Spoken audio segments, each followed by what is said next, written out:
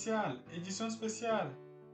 Tel fut le slogan que répéta sans cesse l'homme de la guérison pour laquelle nous allons essayer de parler ces jours avec un peu de détails, mais c'est là juste après ceci.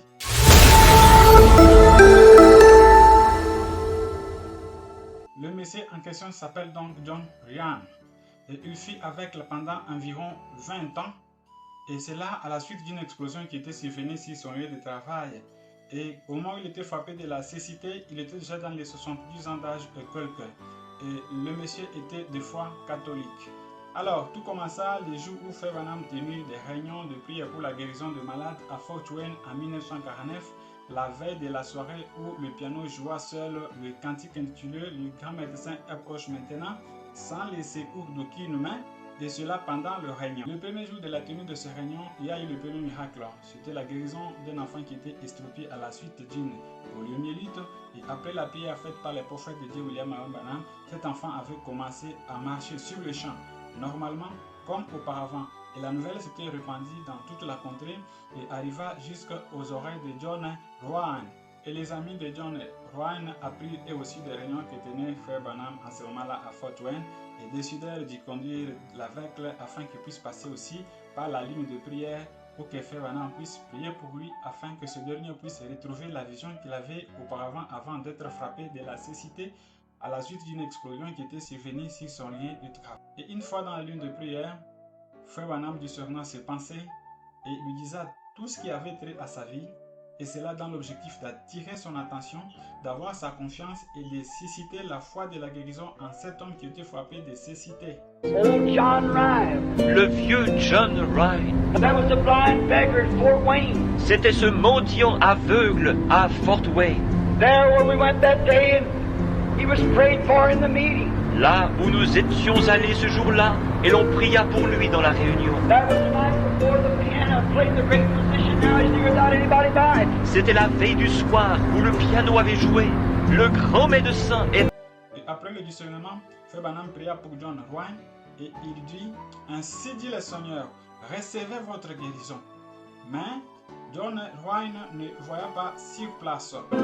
Il s'arrêta dans la ligne. Je le regardais et lui dis, vous vous appelez un tel, John Ryan? Yes. Oui. You're a beggar on the corner. You've been blind for years. Yes.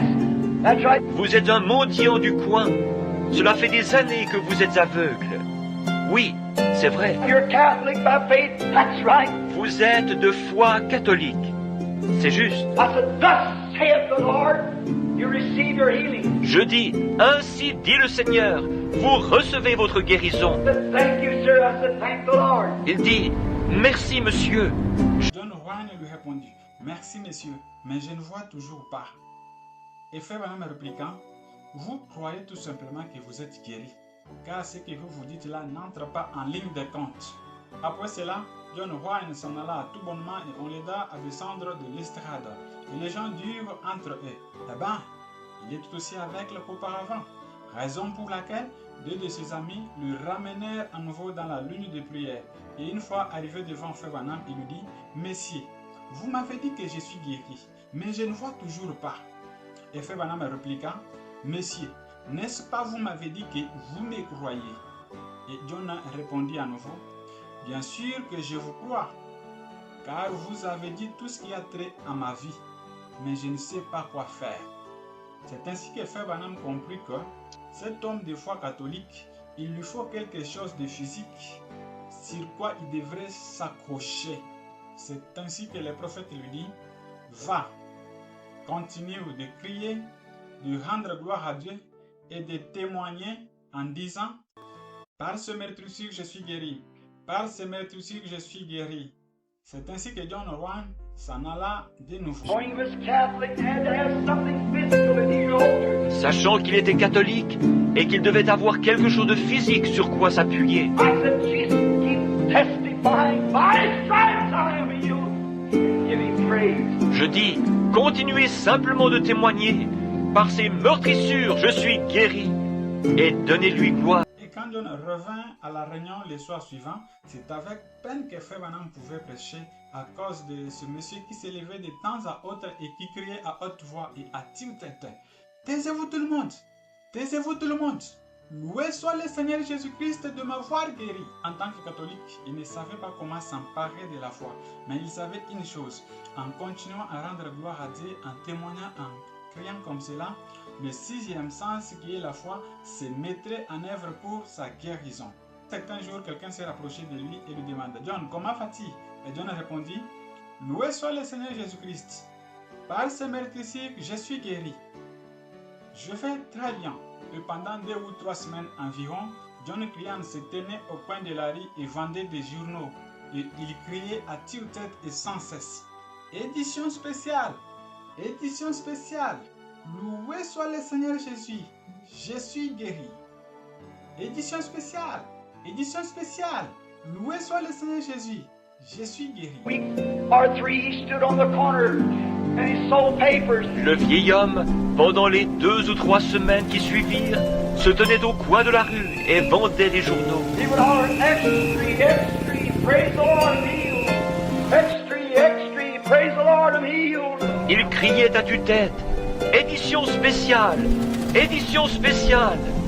Loué soit le Seigneur, je suis guéri! Édition spéciale! Édition spéciale! Loué soit le Seigneur, je suis guéri! Après un moment, un autre vendeur de journaux les conduisit chez un coiffeur pour le rasage. Et cela 2 ou 3 semaines après que Frère Branham ait déjà prié pour lui. Une fois arrivé chez le coiffeur, celui-ci le fit asseoir et savonna son visage pour le rasage. Et il lui demanda: John, il paraît que tu es allé voir le guérisseur divin. John lui répondit tout bonnement: Oui, certainement que j'y suis allé. Et le coiffeur ajouta: Il paraît que tu as été guéri. Et il disait cela dans le but de se moquer de lui. Et John lui répondit comme d'habitude: Loué soit le Seigneur Jésus-Christ, je suis guéri. Et devinez la suite. D'un coup, ses yeux s'ouvrirent et d'un bond, il sauta du fauteuil. Il se retrouve dehors en train de courir avec la serviette autour du cou. Et le coiffeur, à ses trousses, tenant dans sa main la lame de rasoir. To make fun of him. Il dit: Il paraît que tu as été guéri, juste pour se moquer de lui. And the old man said, yes, praise the Lord, he healed me. And his eyes come open. Et le vieil homme dit: Oui, loué soit le Seigneur, il m'a guéri. Et ses yeux s'ouvrirent. Out of that barber chair, he went with a towel around his neck. The barber Il était là en train de dévaler le riz, se levant, chantant, louant Dieu pour sa guérison.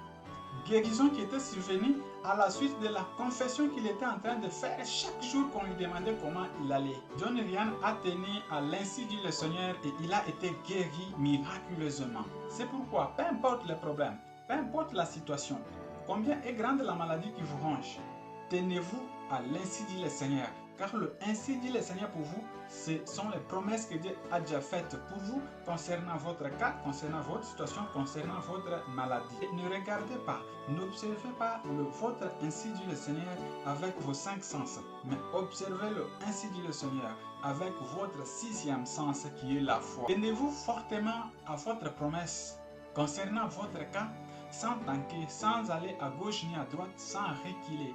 Car c'est en tenant fortement à votre promesse que vous pouvez rendre Dieu le Tout-Puissant, le rendre faible. Car Dieu, on le rend faible en tenant à ses promesses. Et je le répète, vous pouvez rendre Dieu faible lorsque vous tenez fortement à ses promesses, lorsque vous les prenez au mot. Une fois que vous prenez Dieu au mot, l'impossible disparaîtra.